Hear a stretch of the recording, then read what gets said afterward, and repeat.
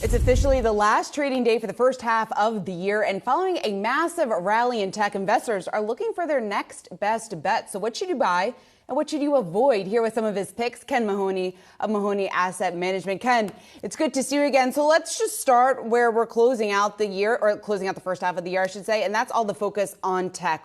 Questions about valuation, whether or not there's still a buying opportunity within the sector. What do you think? I think there is, and still are top holdings.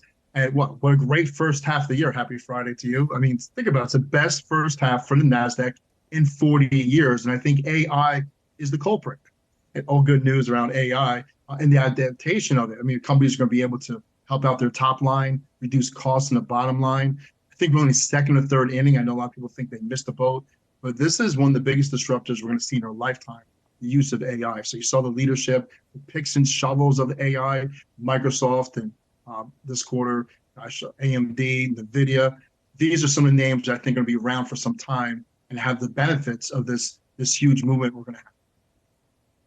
Why get in on this price point, though? I mean, Nvidia alone, if you look at the run-up in the stock, it's up nearly 190% this year. No, we're not suggesting that. Like, it's run parabolic.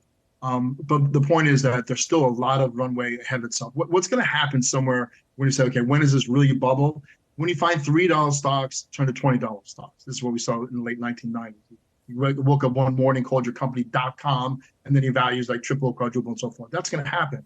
But we really do like the picks and shovels of this gold rush that's happening. I think the late 1990s was Oracle, it was Cisco. Well, now this time around, companies like Microsoft, AMD, Nvidia. But to your point, yes, it's parabolic. You can wait and put some prices below the market, good to cancel orders, try to get filled. Maybe that's probably a better approach. I'm not necessarily saying chase it, but certainly this is not the end. We're in this great quarter, and there's no more profitability in front of ourselves. Ken, your second pick is the total opposite. It's a bit of a contrarian play. It has to do with the energy sector, which has certainly been left in the dust this year. What's the best way to play it, and why do you think it's going to turn around? Right. So if you have momentum going, and we know momentum could cut both ways. Energy was a big winner last year. IYE is the symbol here of this ETF, which owns Mobil and owns Chevron. It pays a 3.5% dividend. And oh, by the way, I still believe there's an OPEC put somewhere around $65 a share of $65 a barrel, where it's hovering between 67 and 70 now. Again, we don't like it. We don't like that OPEC is running the way they're running, and in any moment they can go and cut a million here, a million there. But that's where we are right now. Also, our strategic reserves are way down. At some point, we're going to refill that. So I think the dynamics are, this is so out of favor. You collect a decent dividend. I believe there's a put below it here. And remember, there's a lot of geopolitical risk. I mean, over last weekend, a coup in Russia, attempted coup. There's still some areas of instability, and any instability starts really getting some momentum, you're going to find oil go higher. Let's talk about what are some of the stocks that you're saying stay away from. We're looking abroad for this one in particular, and we've had a lot of conversations about what is the right opportunity, especially in emerging markets. Why is Brazil the one to say you need to take a step and step away? Right. Well, I'm coming from you today from São Paulo, Brazil. So greetings. 1 hour ahead of you. So it's a socialist president, Lulu, who came into office a few months ago. Year to date, that ETF, now by the way, this is for very aggressive accounts, up 15 to 20%. And again, if you look at what happened in Venezuela, you look at other places in South America, all these policies have not worked. This is a regime that's anti-business unless you're one of the cronies. This is a socialist, and it's not going to work.